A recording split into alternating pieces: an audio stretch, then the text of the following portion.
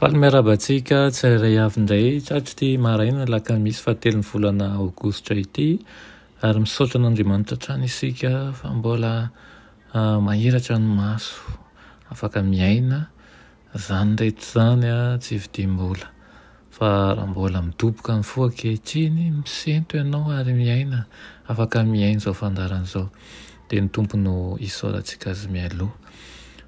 Tombokontsika ny fianarana ny ten'Andriamanitra mandrakariva izany iriko indrindra raha anam-potoana ianao isa maraina andraisana an'izao mofinaina izao ka mba oloalarana tokoa ny fiandraisana ny fianarana ny ten'Andriamanitra mba ahafahanao manana ny toe-tsaina sy ny toe-po ary ny fahaiza-manao rehetra entina miatrika ny tontolo andro.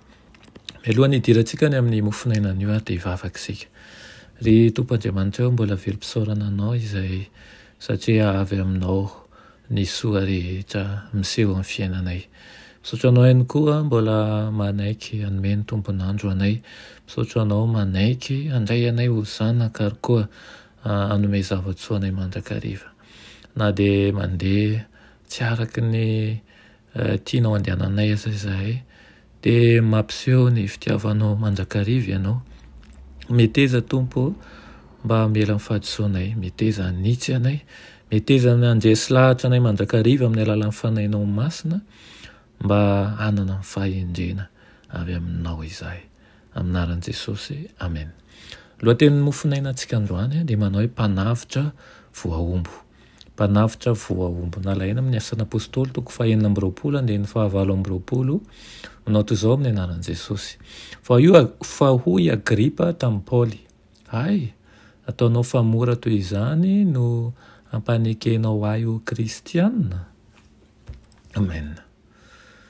Ny aino tamin'ny pieritreretana fantatra ny olona satria voababin'ny tantara nataon'i Paoly ka samy ny aino ny fanandramana mahatalanjona ny ainany amin'ny maha-kristianina azy. Nefa raha mbola nafana fo tamin'ny fandaharan-teny nampiaiky vola ny Paoly dia nanapakatapaka ny teny ny Fesitosy dia nilaza hoe ry Paoly io, verisaina ianao, ny fianarana be loatra no efa nahaverisaina anao. Dia hoy Paoly manao hoe tsy verisainao izy ry Fesitosy tsara indrindra fa mandahatra tenin'ny fahamarinana sy ny fahononana. Fa fantatry ny mpanjaka izany zavatra izany ka dia miteny amin'ny fahasahiana eo anatrehany aho fa miny aho fa tsy miafina amin'izany zavatra izany satria tsy natao tao amin'ny takony izany. Dia nitodika tao amin'ny Agripa mpanjaka moa izy dia niteny taminy mivantana hoe mino mba aminany va ianao? Fa fantatro fa mino ianao. Izany tantara izany hitantsika amin'ny asan'ny apôstôly toko 4:20. Nentin'ny fihetsem-po lalina i Agripa ka nanadiny vetivety ny fisian'ireo manodidina azy sy ny toerana ambony nananany.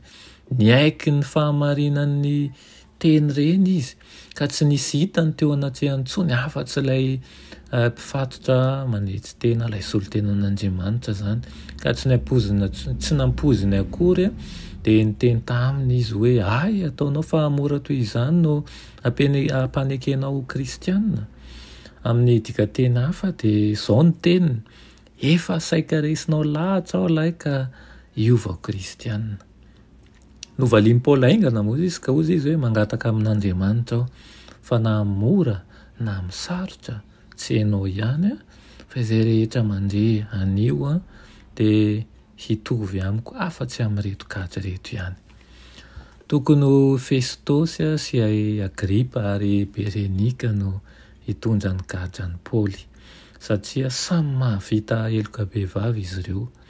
Reny tamin'io andro io ny antso ho andray ny famonjena amin'ny alalan'ny Kristy Jesosy ary ny anankiray tamin'ireo dia efa saika voababin'ny fahasoavana sy ny famelan-kely koa natolotra azy.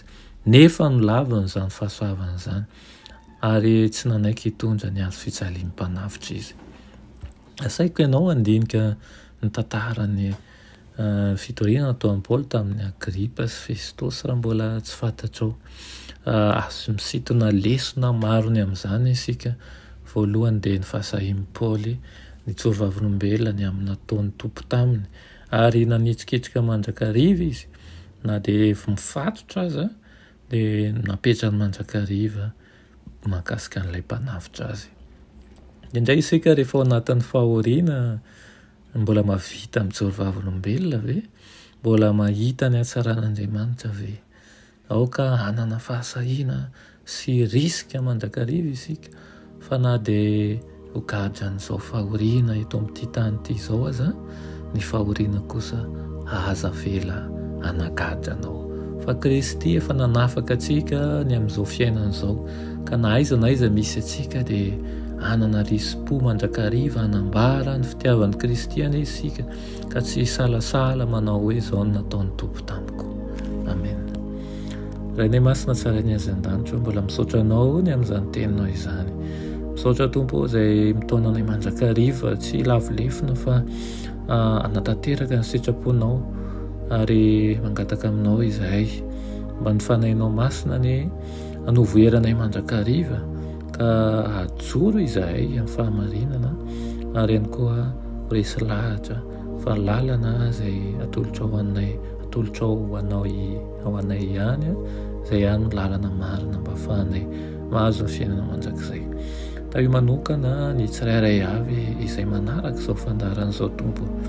Mitady anao izahay, miteza ianao hitoetra na mitokantranonay ao anatinay, ary ihany koa anambara ny fahasoavanao sy ny fitahinao amin'ny alalan'ny asa izay ratovinay, amin'ny alalan'ny fivelomana izay andreketanay. Ianao no iseho mialoha fa tsy izahay.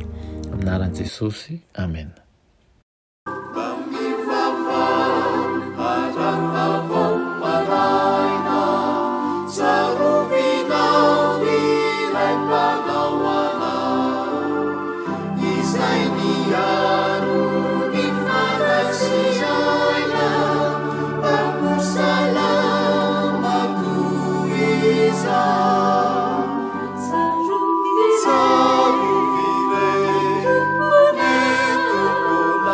Sabiaro